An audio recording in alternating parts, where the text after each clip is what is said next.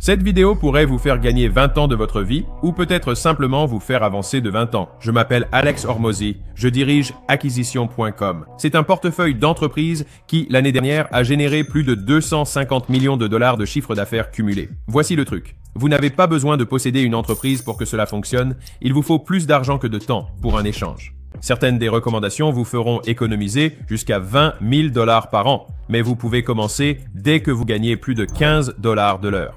Et je vais vous montrer 7 investissements, ainsi que l'ordre exact dans lequel les faire, qui vous feront gagner une semaine entière chaque mois, soit un quart de votre vie. La première chose, c'est de s'occuper de vos repas. Donc, que vous utilisiez Uber Eats ou des repas préparés, cela revient à environ 16 dollars de l'heure pour que quelqu'un le fasse à votre place. Donc, tant que vous gagnez plus de 16 dollars de l'heure, vous faites toujours un arbitrage sur votre temps. Beaucoup de personnes, surtout celles qui essaient de réinvestir leur temps, même si ce n'est pas le cas, tant que vous utilisez ce temps pour améliorer vos compétences, cela en vaut absolument la peine. Donc, tout cela, ce sont des choses que l'externalisation de vos repas vous permet de récupérer. Première, les courses. Tout le temps que vous passez à aller au magasin, à revenir du magasin, à ranger les courses dans votre garde-manger, tout ce temps-là. Ensuite, il y a la planification des repas, parce que, croyez-le ou non, vous vous demandez « Qu'est-ce que je vais manger ce soir ?» Et cela demande de la charge mentale. Même si je sais ce que je vais manger, il faut le cuisiner. Et puis après avoir cuisiné, que faites-vous? Il faut faire la vaisselle, n'est-ce pas? Et puis en plus de ça, il faut encore préparer toute la nourriture, c'est-à-dire que je dois la ranger, la mettre au réfrigérateur et la portionner si jamais tu fais ce genre de choses, et que tu le fasses au moment où tu cuisines ou au moment où tu manges, tu dois quand même portionner pour toi-même, et ça prend toujours du temps et ça demande toujours de l'énergie mentale. Et l'Américain moyen passe 13,5 heures par semaine. C'est énorme par semaine. Tu te rends compte? Ça fait 2 journées de travail complètes. Réfléchis à ça, tu vois. 13,5 heures par semaine juste à faire ces choses qui n'apportent pas vraiment de valeur ajoutée. Et donc, en ce moment, tu peux avoir 2 repas par jour, ce que je recommande. Prends un shake le matin, fais un déjeuner et un dîner. Ça rend les choses très simples. Multiplié par 30 jours par mois et ça fait environ 750 dollars par mois.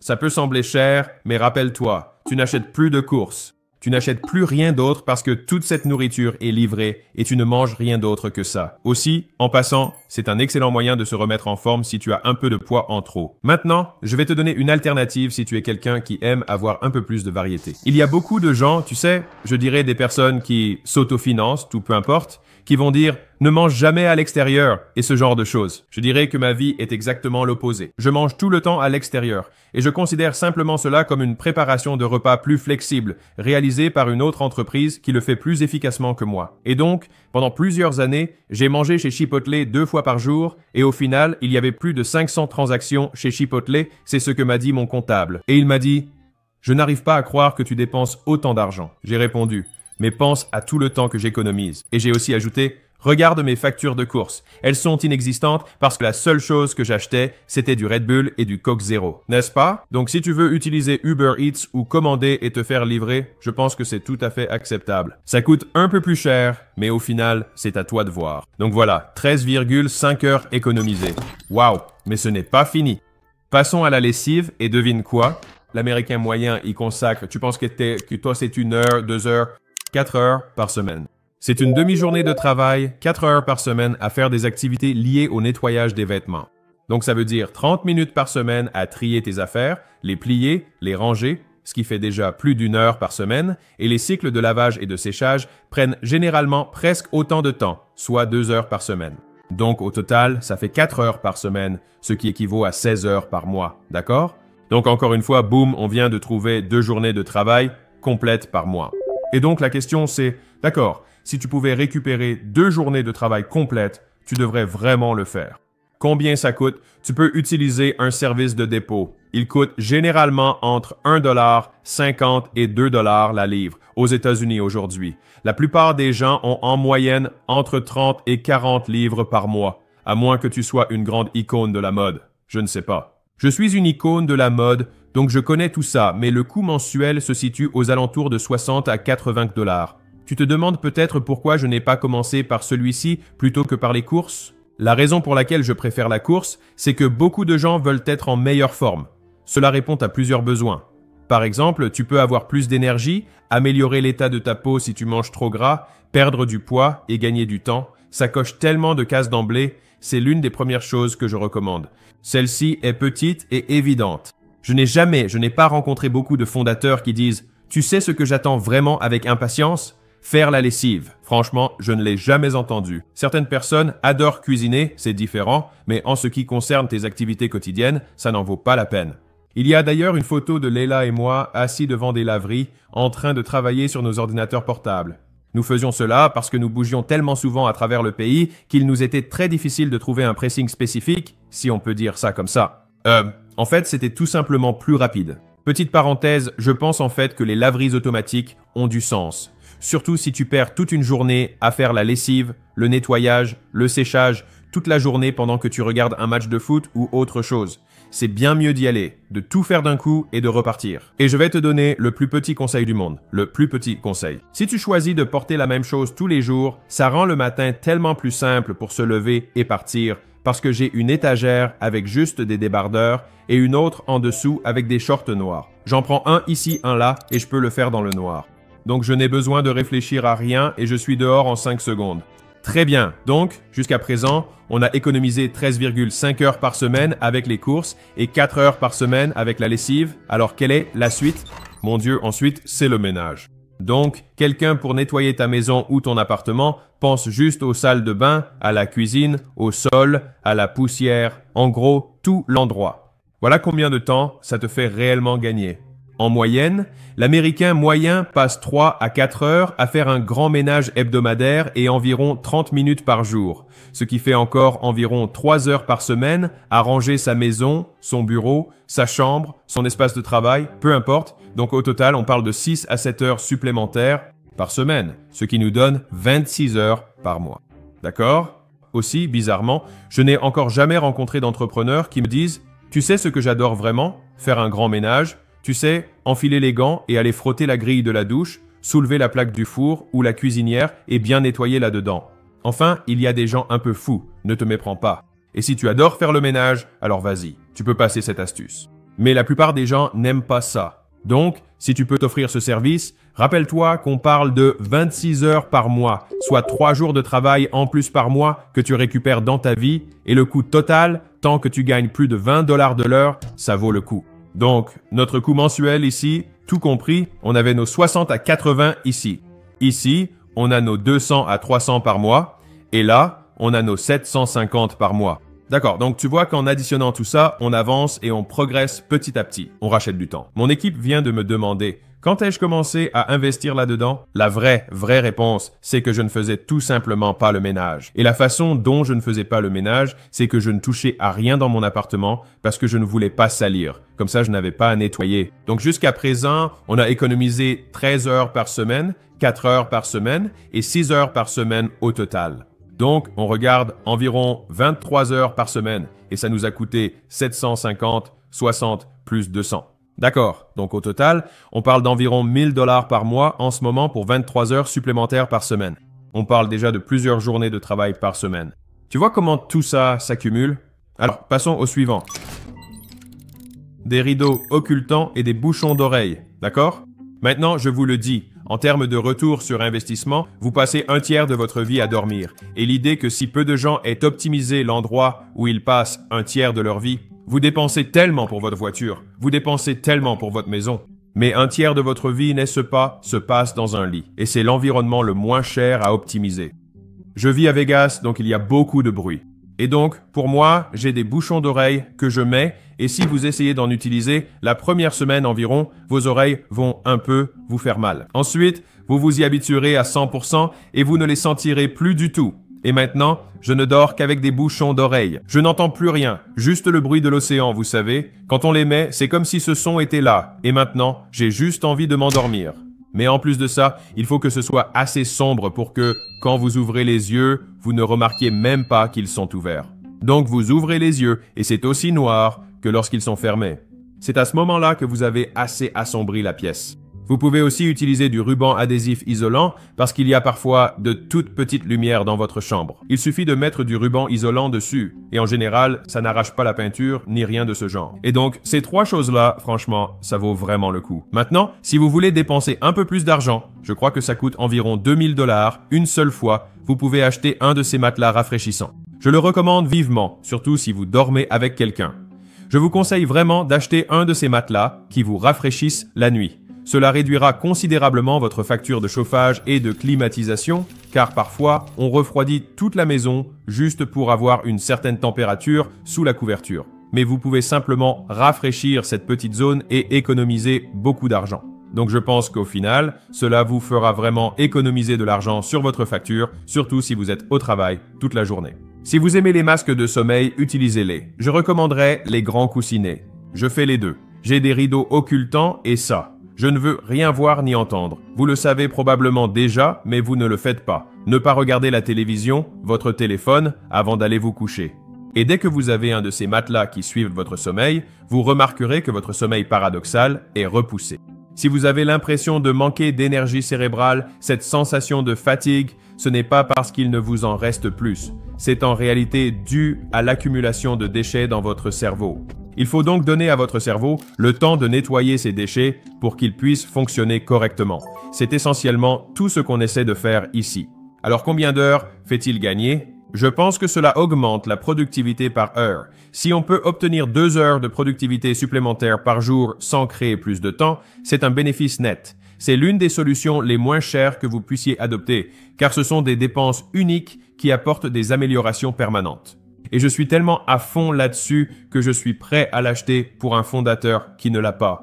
Je dis juste, arrête tout ce que tu fais maintenant, peu importe, mais immédiatement tout l'argent que tu gagnes là-dedans. C'est rédhibitoire, tout simplement.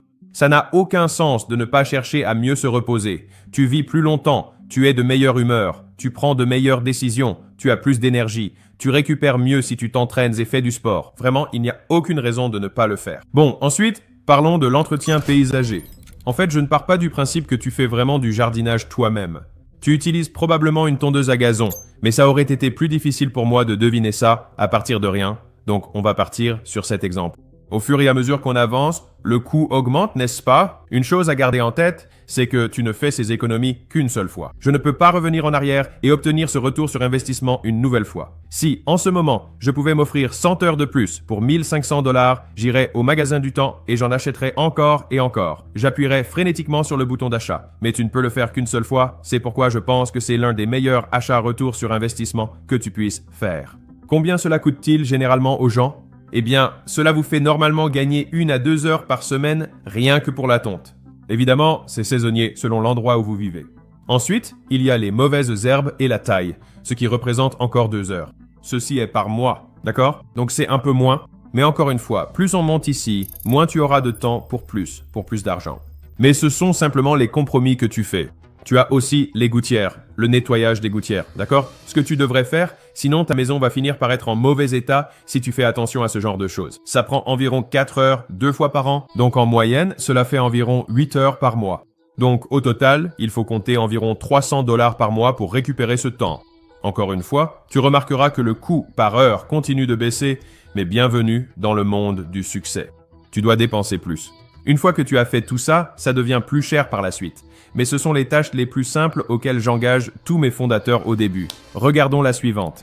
Waouh! C'est une voiture, une toute petite voiture, et j'espère que tu conduis une voiture plus grande que celle-ci. Avant d'aller plus loin, regardons ce que tu as déjà économisé. 13h30 par semaine pour 750 $ par mois. Tu as 4 heures économisées grâce à la lessive pour environ 60 $ par mois. Tu as 6 heures économisées grâce au ménage et aux femmes de ménage pour ta maison.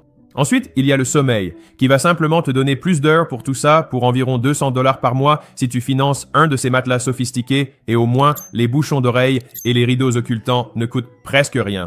Ensuite, tu as 2 heures par semaine que tu économises grâce à l'entretien du jardin, la tonte et tout ce genre de choses. Et donc, si on additionne tout ça au fur et à mesure, ce que j'espère que tu fais, on arrive à environ 800, 1000, 1200, 1500 $ par mois. Alors, attention, je ne dis pas que ce sont des choses bon marché, mais qu'est-ce que ça t'apporte?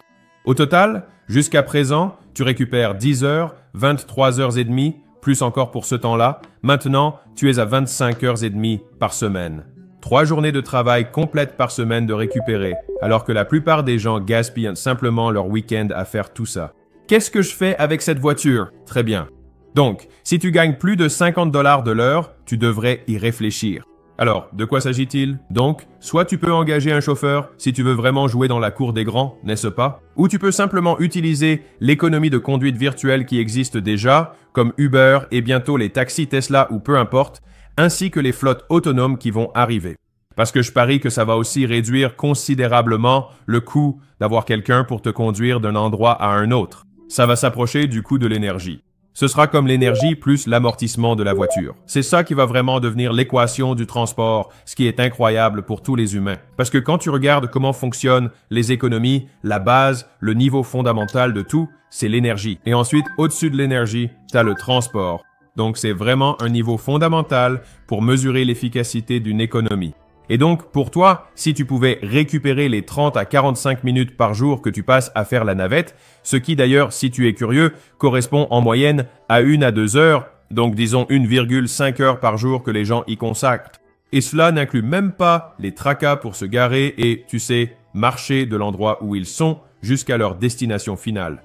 Et donc, crois-le ou non, c'est un point énorme. Donc, cela représente environ 30 heures par mois, de façon prudente, que les gens y consacrent, voire jusqu'à 50 heures selon l'endroit où tu vis. La question est, ça fait beaucoup d'heures et on a dit 50 $ de l'heure pour commencer, car il faut être prêt à dépenser un peu plus pour obtenir ça. Donc, cela va probablement te coûter entre 600 et 1000 $ par mois, et tu te demandes sûrement, pourquoi une fourchette aussi large? Eh bien, cela dépend de la distance que tu parcours et de la fréquence à laquelle tu conduis, n'est-ce pas? Mais ça fait une belle somme. En même temps, cela te rend aussi beaucoup d'heures. Mais tu te demandes peut-être, eh bien, comment puis-je rendre ces heures productives? C'est un point clé, non? Donc, beaucoup des tweets que tu vois sur mon compte et tout ça, en fait, je les écris pendant que je me fais conduire, tu vois? Et de cette façon, soit je consulte les messages Slack que j'ai pour pouvoir mettre à jour, tu sais, des fils de discussion et des tableaux Asana et tout ça. Je plaisante. Je ne suis pas sur Asana. Mais bon, peu importe. Je suis sûr que d'autres pourraient le faire. Mais pour moi, c'est Twitter et vérifier Slack pour m'assurer que je peux faire avancer les projets dans lesquels je suis impliqué. Très bien, passons à la suite. Et je vais juste te le dessiner parce que c'est ce dont on parle, c'est-à-dire obtenir un avion. Voilà. Tu n'es pas obligé d'acheter un jet. Mais ce que tu ne sais pas, c'est que tu peux aussi simplement prendre des vols semi-privés. J'ai découvert ça beaucoup trop tard dans ma vie, mais en gros, il existe plein d'endroits comme JSX. Je crois que JetBlue propose aussi ce genre de choses où tu peux monter dans un avion avec une vingtaine de personnes et en faisant ça, tu évites toute la TSA, toute la sécurité. Tu te présentes littéralement à l'avion. Tu montes, tu descends. Et en tant que personne qui prend souvent des vols privés, je te le dis, c'est vraiment très proche de ce que tu obtiens en privé pour une fraction du prix. C'est une super affaire. Donc, c'est probablement dans les environs de 3 fois le prix d'un voyage classique, mais si tu compares ça au coût d'un vol privé, c'est bien moins cher. Donc, par exemple, si je veux aller d'ici à Los Angeles, donc je suis à Vegas, et c'est un vol de 30 ou 45 minutes, ça va quand même probablement me coûter 15 000 $, peut-être 20 000, pour ce vol. Évidemment, il y a l'aller-retour, ce genre de choses, mais prenons simplement 20 000 comme référence. Pour le même vol avec JSX, c'est probablement 300 $. Tu pourrais prendre un Spirit pour 50 ou 60 $. Si tu t'y prends bien, peut-être 99. Ça coûtera environ 3 fois plus cher qu'une compagnie aérienne classique, mais le temps gagné est considérable. Au lieu d'une journée de voyage, tu travailles, conduis à l'aéroport, montes dans l'avion, ajoutes 30 minutes et tu es déjà arrivé. Donc si tu dois voyager pour le travail, franchement, je ne peux que le recommander. Donc en moyenne, si tu voles entre 50 et 100 heures par an, ça revient à environ 1 heure par semaine. Et combien ça coûte? Eh bien, ça va te coûter nettement plus cher, c'est sûr. Mais le truc, c'est que si tu voyages, si tu prends en compte tous les autres coûts associés en termes de temps, parfois ça peut représenter 10 heures par semaine si tu voyages beaucoup. Et donc, celui-ci est très variable, mais en général, ça va te coûter dans les environs de 1000 $ par mois en plus de ce que tu dépenserais normalement.